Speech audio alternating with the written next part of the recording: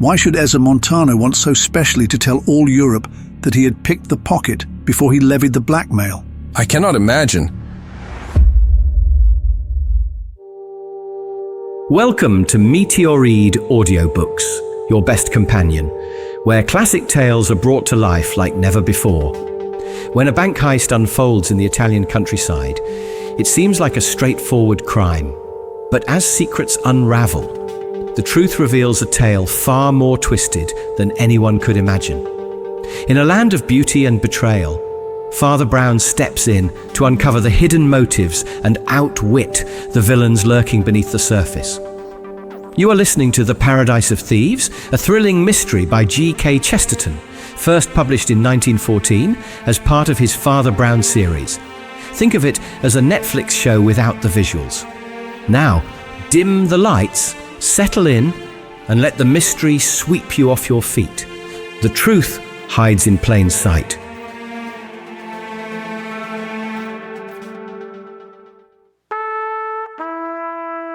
The great Mascari, the most original of the young Tuscan poets, walked swiftly into his favourite restaurant, which overlooked the Mediterranean, was covered by an awning and fenced by little lemon and orange trees. Waiters in white aprons were setting up white tables with the insignia of an early and elegant lunch, amplifying the satisfaction that already brimmed with swagger. Mascari, with his eagle nose like Dante's, dark flowing hairball hair, and black cloak embodied a Venetian melodrama. He moved as if troubadours still held a defined social office, carrying himself almost like Don Juan with a rapier and guitar. He never travelled without a case of swords used in brilliant duels, or a case for his mandolin, with which he had serenaded Miss Ethel Harrogate, the highly conventional daughter of a Yorkshire banker. Yet he was neither charlatan nor child, but a fiery, logical Latin, embodying his desires with a torrid directness that puzzled vaguer northern minds. Fame, wine or beauty, he pursued them with simplicity, evoking danger, like fire or the sea, too primal to be fully trusted. The banker and his daughter were staying at the hotel linked to Mascari's restaurant, his favourite. A glance showed him the English party hadn't descended. The restaurant sparkled but remained relatively empty. Two priests conversed in a corner unnoticed by Mascari, a devout Catholic. From behind a dwarf tree laden with golden oranges, a figure emerged, clad in aggressively opposite attire, a piebald check tweed suit, pink tie, sharp collar, and yellow boots, startling yet mundane. As the figure approached, Mascari realized the incongruity. The head, distinctly Italian with its fuzzy, vivacious features, contrasted starkly with the attire. Recognition dawned. It was Ezra, an old friend. Once a prodigy promised European fame at 15, Ezra had failed, first publicly as a dramatist and demagogue, then privately as an actor, traveller, commission agent and journalist. Mascari had known him last behind the footlights. He was but too well attuned to the excitements of that profession, and it was believed that some moral calamity had swallowed him up. Ezra! Cried the poet, rising and shaking hands in a pleasant astonishment. Well, I've seen you in many costumes in the green room, but I never expected to see you dressed up as an Englishman. This is not the costume of an Englishman, answered Ezra gravely, but of the Italian of the future. In that case, I confess I prefer the Italian of the past. That is your old mistake, Mascari, and the mistake of Italy, said the man in tweeds, shaking his head. In the 16th century, we Tuscans made the morning. We had the newest steel, the newest carving, the newest chemistry. Why should we not now have the newest factories, the newest motors, the newest finance, the newest clothes? Because they are not worth having. You cannot make Italians really progressive. They are too intelligent. Men who see the shortcut to good living will never go by the new elaborate roads. Well, to me Marconi or D'Annunzio is the star of Italy. That is why I have become a futurist and a courier. A courier? Is that the last of your list of trades? And whom are you conducting? Oh, a man of the name of Harrogate, and his family, I believe. Not the banker in this hotel? That's the man. Does it pay well? It will pay me, but I am a rather curious sort of courier. Then, as if changing the subject, he said abruptly, He has a daughter, and a son. The daughter is divine, the father and son are, I suppose, human. But granted his harmless qualities, doesn't that banker strike you as a splendid instance of my argument? Harrogate has millions in his safes, and I have the hole in my pocket. But you daren't say, you can't say, that he's cleverer than I, or bolder than I, or even more energetic. He's not clever. He's got eyes like blue buttons. He's not energetic. He moves from chair to chair like a paralytic. He's a conscientious, kindly old blockhead. But he's got money simply because he collects money, as a boy collects stamps. You're too strong-minded for business, Ezza. You won't get on. To be clever enough to get all that money, one must be stupid enough to want it. I'm stupid enough for that. But I should suggest a suspension of your critique of the banker, for here he comes. Mr. Harrogate, the great financier, entered the room, but nobody looked at him. A massive elderly man with a boiled blue eye and faded grey sandy moustaches. He might have seemed a colonel, but for his heavy stoop. He carried unopened letters. His son Frank, a fine lad, curly-haired, sunburnt and strong, likewise went unnoticed. All eyes were fixed, as always, on Ethel Harrogate. Her golden Greek head and dawn-like complexion seemed purposefully poised above the sapphire sea, a goddess incarnate. Mascari drew a deep breath, as if drinking something. He was. He was drinking the classic his fathers had made.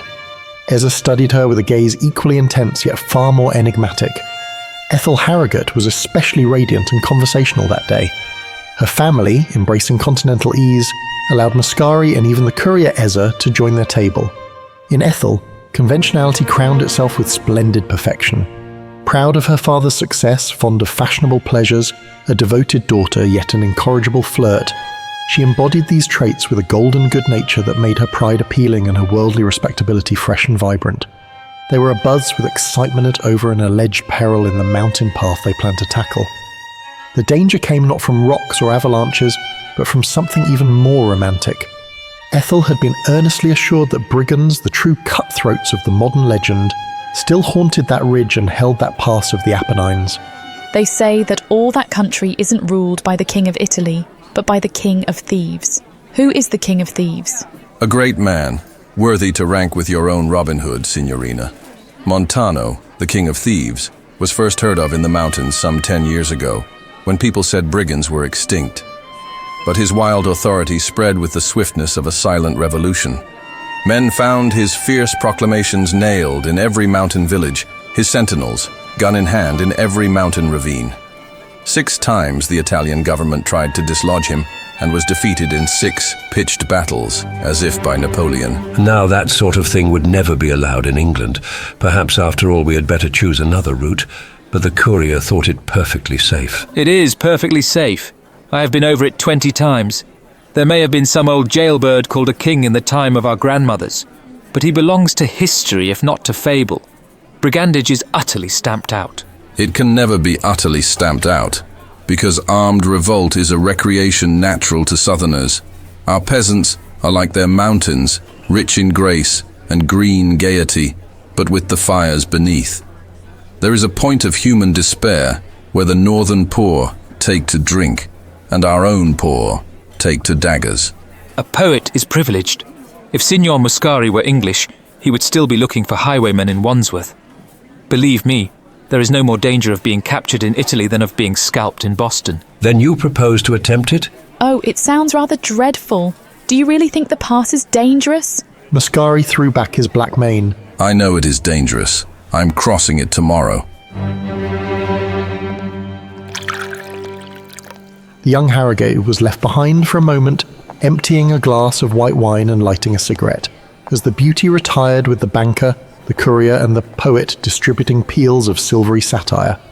At about the same instant the 2 priests in the corner rose, the taller, a white-haired Italian, taking his leave. The shorter priest turned and walked towards the banker's son, and the latter was astonished to realize that though a Roman priest, the man was an Englishman.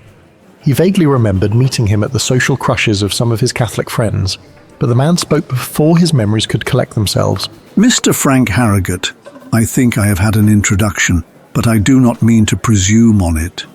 The odd thing I have to say will come far better from a stranger. Mr. Harrogate, I say one word and go. Take care of your sister in her great sorrow. Even for Frank's truly fraternal indifference, the radiance and derision of his sister still seemed to sparkle and ring. He could hear her laughter still from the garden of the hotel, and he stared at his sombre advisor in puzzledom. Do you mean the brigands? Or can you be thinking of Muscari? One is never thinking of the real sorrow. One can only be kind when it comes. And he passed promptly from the room, leaving the other almost with his mouth open. A day or two afterwards, a coach containing the company was really crawling and staggering up the spurs of the menacing mountain range. Ezra's cheerful dismissal of the danger and Muscari's boisterous defiance only strengthened the Harrogate's resolve, and Muscari aligned his mountain journey with theirs. Surprisingly, the little priest from the restaurant appeared at the coast town station, claiming business led him to cross the mountains as well. Young Harrogate couldn't help but link his presence to the mystical warnings of the previous day. The coach, a commodious wagonette designed by the energetic courier, was the centerpiece of the expedition. Though the danger of thieves was officially dismissed, some precautions were taken. The courier and young banker carried revolvers, while Muscari delightedly strapped on a cutlass beneath his cloak. Muscari leapt to a seat beside the enchanting Ethel Harrogate. On the other side of her sat the priest, whose name was Brown and who was fortunately a silent individual. The courier and the Harrogates took the rear. In high spirits, Muscari genuinely believed in the danger. His wild talk to Ethel making him seem almost mad, yet the stunning ascent, crags crowned with woods and a road winding like a white ribbon, lifted her spirit to the heights of his exuberance. The higher they climbed, the more the landscape dazzled. Fields gleamed with hues of kingfisher and parrot, flowering in radiant profusion. Ethel, familiar with English meadows and noble crests, had never seen anything like southern parks spilling over northern peaks, a gorge akin to Glencoe, but laden with the fruits of Kent. There was nothing here of that chill and desolation that in Britain one associates with high and wild scenery. It was rather like a mosaic palace, rent with earthquakes, or like a Dutch tulip garden blown to the stars with dynamite. It's like Kew Gardens on Beachy Head, said Ethel. It is our secret, the secret of the volcano. That is also the secret of the revolution, that a thing can be violent and yet fruitful. You are rather violent yourself. And yet rather fruitless. If I die tonight, I die unmarried and a fool. There was a silence. Then she said, It is not my fault if you have come. It is never your fault. It was not your fault that Troy fell. As they spoke, they came under overwhelming cliffs that spread almost like wings above a corner of peculiar peril. Shocked by the big shadow on the narrow ledge, the horses stirred doubtfully. The driver leapt to the earth to hold their heads, and they became ungovernable. One horse reared up to his full height, the titanic and terrifying height of a horse when he becomes a biped. It was just enough to alter the equilibrium. The whole coach heeled over like a ship and crashed through the fringe of bushes over the cliff. Muscari threw an arm round Ethel, who clung to him and shouted aloud. Ah! It was for such moments that he lived. At the moment when the towering mountain walls spun around Muscari's head like a purple windmill, something startling occurred. The elderly banker suddenly sprang upright and leapt over the precipice before the swaying coach could take him there. What first seemed a desperate act of suicide quickly revealed itself as practical foresight. The Yorkshireman landed safely in a patch of turf and clover that might have been placed there just for him. The rest of the company followed less gracefully but equally unharmed.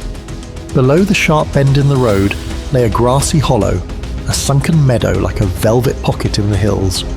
Into this soft depression, they were all thrown, with minimal injury save for the scattering of small belongings across the lush grass. The wrecked coach remained snagged in the roadside hedge above, while the horses struggled down the slope. The first to recover was the little priest, who sat up scratching his head, his face a picture of foolish bewilderment. Frank Harrogate heard him say to himself, Now why on earth have we fallen just here? He blinked at the litter around him and recovered his own very clumsy umbrella. Beyond it lay the broad sombrero fallen from the head of Muscari, and beside it a sealed business letter, which after a glance at the address, he returned to the elder Harrogate. On the other side of him, the grass partly hid Miss Ethel's sunshade, and just beyond it lay a curious little glass bottle hardly 2 inches long. The priest picked it up. In a quick, unobtrusive manner, he uncorked and sniffed it, and his heavy face turned the colour of clay. Heaven deliver us. It can't be hers. Has her sorrow come on her already? He slipped it into his own waistcoat pocket. I think I'm justified till I know a little more. He gazed painfully at the girl, at that moment being raised out of the flowers by Muscari, who was saying, We have fallen into heaven. It is a sign. Mortals climb up and they fall down, but it is only gods and goddesses who can fall upwards. And indeed, she rose out of the sea of colours, so beautiful and happy a vision that the priest felt his suspicion shaken and shifted. After all, perhaps the poison isn't hers. Perhaps it's one of Muscari's melodramatic tricks. Muscari set the lady lightly on her feet, made her an absurdly theatrical bow, and then, drawing his cutlass, hacked hard at the taut reins of the horses so that they scrambled to their feet and stood in the grass trembling. When he had done so, a most remarkable thing occurred. A very quiet man, very poorly dressed and extremely sunburnt, came out of the bushes and took hold of the horses' heads. He had a queer-shaped knife, very broad and crooked, buckled on his belt. There was nothing else remarkable about him, except his sudden and silent appearance. The poet asked him who he was, and he did not answer. Looking around him at the confused and startled group in the hollow, Muscari then perceived that another tanned and tattered man, with a short gun under his arm, was looking at them from the ledge just below, leaning his elbows on the edge of the turf.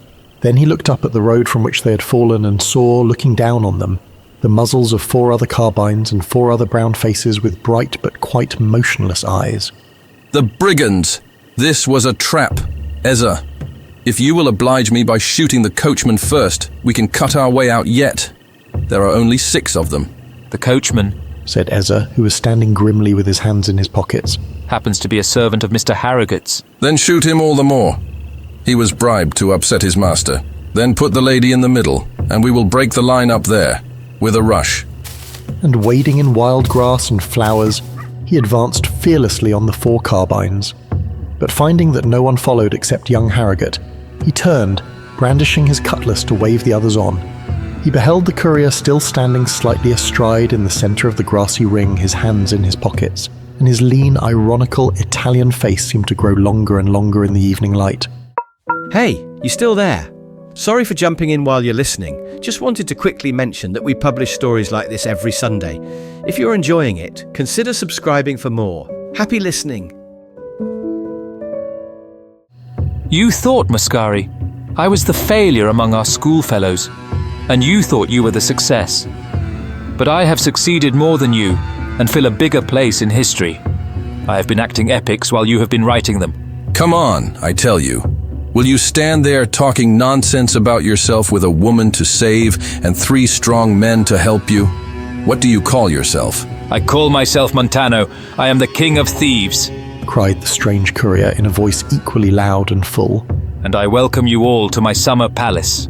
And even as he spoke, 5 more silent men with weapons ready came out of the bushes and looked towards him for their orders. One of them held a large paper in his hand. This pretty little nest where we are all picnicking is, together with some caves underneath it, known by the name of the Paradise of Thieves.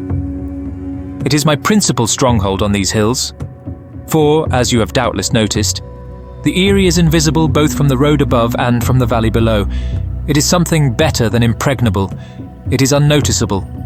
Here I mostly live, and here I shall certainly die, if the gendarmes ever track me here. I am not the kind of criminal that reserves his defense, but the better kind that reserves his last bullet.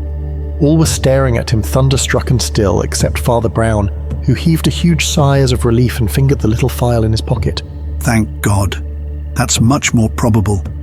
The poison belongs to this robber chief, of course. He carries it so that he may never be captured, like Cato. The King of Thieves was, however, continuing his address with the same kind of dangerous politeness.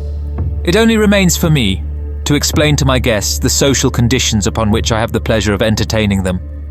I need not expound the quaint old ritual of ransom, which it is incumbent upon me to keep up. And even this only applies to a part of the company. The Reverend Father Brown and the celebrated Signor Muscari. I shall release tomorrow at dawn and escort to my outposts. Poets and priests, if you will pardon my simplicity of speech, never have any money, and so, since it is impossible to get anything out of them, let us seize the opportunity to show our admiration for classic literature and our reverence for Holy Church. He paused with an unpleasing smile, and Father Brown blinked repeatedly at him, and seemed suddenly to be listening with great attention. The brigand captain took the large paper from the attendant brigand, and glancing over it, continued, My other intentions are clearly set forth in this public document. which I will hand round in a moment, and which after that will be posted on a tree by every village in the valley, and every crossroad in the hills. I will not weary you with the verbalism, since you will be able to check it. The substance of my proclamation is this. I announce first that I have captured the English millionaire, the colossus of finance, Mr. Samuel Harrogate. I next announce that I have found on his person notes and bonds for £2,000, which he has given up to me. Now, since it would be really immoral to announce such a thing to a credulous public if it had not occurred, I suggest it should occur without further delay. I suggest that Mr. Harrogate Sr. should now give me the £2,000 in his pocket. The banker looked at him, under lowering brows, red-faced and sulky, but seemingly cowed. That leap from the failing carriage seemed to have used up his last virility. He had held back in a hangdog style when his son and Mascari had made a bold movement to break out of the brigand trap, and now his red and trembling hand went reluctantly to his breast pocket and passed a bundle of papers and envelopes to the brigand. Excellent. So far we are all cosy. I resume the points of my proclamation, so soon to be published to all Italy. The third item is that of ransom. I am asking from the friends of the Harrogate family a ransom of £3,000, which I'm sure is almost insulting to that family in its moderate estimate of their importance. Who would not pay triple this sum for another day's association with such a domestic circle? I will not conceal from you that the document ends with certain legal phrases about the unpleasant things that may happen if the money is not paid. But meanwhile, ladies and gentlemen, let me assure you that I am comfortably off here for accommodation, wine and cigars, and bid you for the present a sportsmanlike welcome to the luxuries of the Paradise of Thieves. All the time that he had been speaking, the dubious-looking men with carbines and dirty slouch hats had been gathering silently, in such preponderating numbers that even Mascari was compelled to recognize his sally with the sword as hopeless. He glanced around him, but the girl had already gone over to soothe and comfort her father, for her natural affection for his person was as strong or stronger than her somewhat snobbish pride in his success. Mascari, with the illogicality of a lover, admired this filial devotion, and yet was irritated by it. He slapped his sword back in the scabbard and went and flung himself somewhat sulkily on one of the green banks. The priest sat down within a yard or two, and Mascari turned his aquiline nose on him in an instantaneous irritation. Well, do people still think me too romantic? Are there, I wonder, any brigands left in the mountains? There may be, said Father Brown. What do you mean? I mean, I am puzzled about Ezza or Montano or whatever his name is. He seems to me much more inexplicable as a brigand even than he was as a courier. But in what way? Santa Maria! I should have thought the brigand was plain enough. I find 3 curious difficulties. I should like to have your opinion on them. First of all, I must tell you, I was lunching in that restaurant at the seaside. As 4 of you left the room, you and Miss Harrogate went ahead, talking and laughing. The banker and the courier came behind, speaking sparely and rather low. But I could not help hearing Ezza say these words, "Well, let her have a little fun, you know the blow may smash her any minute." Mr. Harrogate answered nothing, so the words must have had some meaning. On the impulse of the moment, I warned her brother that she might be in peril. I said nothing of its nature, for I did not know. But if it meant this capture in the hills, the thing is nonsense. Why should the brigand courier warn his patron even by a hint, when it was his whole purpose to lure him into the mountain mousetrap? It could not have meant that. But if not, what is this disaster, known both to courier and banker, which hangs over Miss Harrogate's head? Disaster to Miss Harrogate? Explain yourself, go on. All my riddles, however, revolve round our bandit chief, and here is the second of them. Why did he put so prominently in his demand for ransom the fact that he had taken £2,000 from his victim on the spot? It had no faintest tendency to evoke the ransom. Quite the other way, in fact. Harrogate's friends would be far likelier to fear for his fate if they thought the thieves were poor and desperate. Yet the spoliation on the spot was emphasized and even put first in the demand. Why should Ezza Montano want so specially to tell all Europe that he had picked the pocket before he levied the blackmail? I cannot imagine, said Mascari, rubbing up his black hair for once with an unaffected gesture. You may think you enlighten me, but you are leading me deeper in the dark. What may be the third objection to the King of the Thieves? The third objection is this bank we are sitting on. Why does our brigand courier call this his chief fortress and the Paradise of Thieves? It is certainly a soft spot to fall on and a sweet spot to look at. It is also quite true, as he says, that it is invisible from valley and peak, and is therefore a hiding place. But it is not a fortress. It never could be a fortress. I think it would be the worst fortress in the world, for it is actually commanded from above by the common high road across the mountains, the very place where the police would most probably pass. Why? 5 shabby shotguns held us helpless here about half an hour ago. The quarter of a company of any kind of soldiers could have blown us over the precipice. Whatever is the meaning of this odd little nook of grass and flowers, it is not an entrenched position. It is something else. It has some other strange sort of importance, some value that I do not understand. It is more like an accidental theatre or a natural green room. It is like the scene for some romantic comedy. It is like... As the little priest's words lengthened and lost themselves in a dull and dreamy sincerity, Mascari, whose animal senses were alert and impatient, heard a new noise in the mountains. Even for him, the sound was as yet very small and faint, but he could have sworn the evening breeze bore with it something like the pulsation of horses' hooves and a distant hallooing. At the same moment, and long before the vibration had touched the less experienced English ears, Montano the brigand ran up the bank above them and stood in the broken hedge, steadying himself against a tree and peering down the road. He was a strange figure as he stood there, for he had assumed a flapped fantastic hat and swinging baldric and cutlass in his capacity of bandit king, but the bright prosaic tweed of the courier showed through in patches all over him. The next moment he turned his olive, sneering face and made a movement with his hand. The brigands scattered at the signal, not in confusion, but in what was evidently a kind of guerrilla discipline. Instead of occupying the road along the ridge, they sprinkled themselves along the side of it behind the trees and the hedge, as if watching unseen for an enemy. The noise beyond grew stronger, beginning to shake the mountain road, and a voice could be clearly heard calling out orders. The brigands swayed and huddled, cursing and whispering, and the evening air was full of little metallic noises as they cocked their pistols, or loosened their knives, or trailed their scabbards over the stones. Then the noises from both quarters seemed to meet on the road above. Branches broke, horses neighed, men cried out. A rescue! Cried Mascari, springing to his feet and waving his hat. The gendarmes are on them. Now for freedom and a blow for it. Now to be rebels against robbers. Come, don't let us leave everything to the police. That is so dreadfully modern. Fall on the rear of these ruffians. The gendarmes are rescuing us. Come, friends, let us rescue the gendarmes. And throwing his hat over the trees, he drew his cutlass once more and began to escalade the slope up to the road. Frank Harrogate jumped up and ran across to help him, revolver in hand, but was astounded to hear himself imperatively recalled by the raucous voice of his father, who seemed to be in great agitation. I won't have it. I command you not to interfere. But father, an Italian gentleman has led the way. You wouldn't have it said that the English hung back. It is useless, it is useless. We must submit to our lot. Father Brown looked at the banker. Then he put his hand instinctively as if on his heart, but really on the little bottle of poison. And a great light came into his face like the light of the revelation of death. Mascari, meanwhile, without waiting for support, had crested the bank up to the road and struck the brigand king heavily on the shoulder, causing him to stagger and swing round.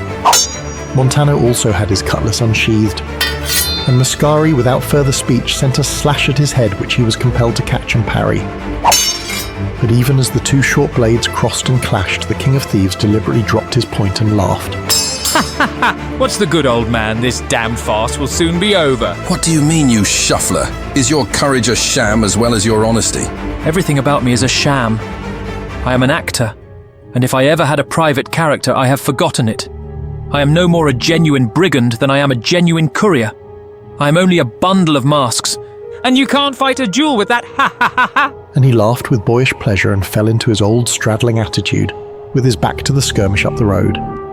Darkness was deepening under the mountain walls, and it was not easy to discern much of the progress of the struggle, save that tall men were pushing their horses' muzzles through a clinging crowd of brigands, who seemed more inclined to harass and hustle the invaders than to kill them. It was more like a town crowd preventing the passage of the police than anything the poet had ever pictured as the last stand of doomed and outlawed men of blood.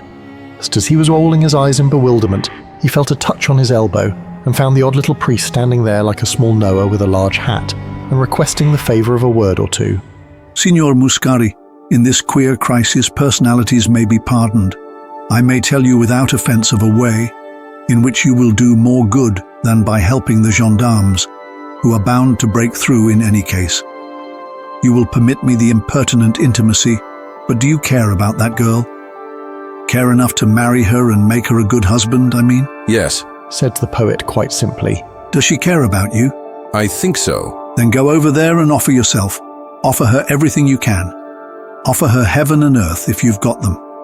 The time is short. Why? Because her doom is coming up the road. Nothing is coming up the road except the rescue. Well, you go over there, Said Father Brown. and be ready to rescue her from the rescue. Almost as he spoke, the hedges were broken all along the ridge by a rush of the escaping brigands. They dived into bushes and thick grass like defeated men pursued, and the great cocked hats of the mounted gendarmerie were seen passing along above the broken hedge. Another order was given. There was a noise of dismounting, and a tall officer with cocked hat, a grey imperial, and a paper in his hand appeared in the gap that was the gate of the Paradise of Thieves. There was a momentary silence, broken in an extraordinary way by the banker, who cried out in a hoarse and strangled voice, Robbed! I've been robbed! Why? That was hours ago, when you were robbed of £2,000. Not of £2,000, only of a small bottle. The policeman with the grey imperial was striding across the green hollow. Encountering the king of the thieves in his path, he clapped him on the shoulder with something between a caress and a buffet, and gave him a push that sent him staggering away. You'll get into trouble too if you play these tricks. Again, to Muscari's artistic eye, it seemed scarcely like the capture of a great outlaw at bay. Passing on, the policeman halted before the Harrogate group and said, Samuel Harrogate, I arrest you in the name of the law for embezzlement of the funds of the Hull and Huddersfield Bank.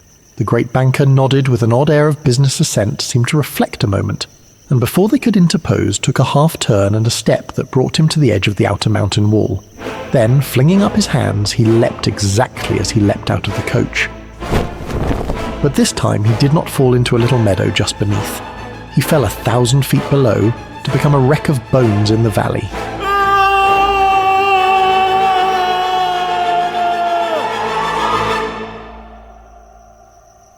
The anger of the Italian policeman, which he expressed volubly to Father Brown, was largely mixed with admiration.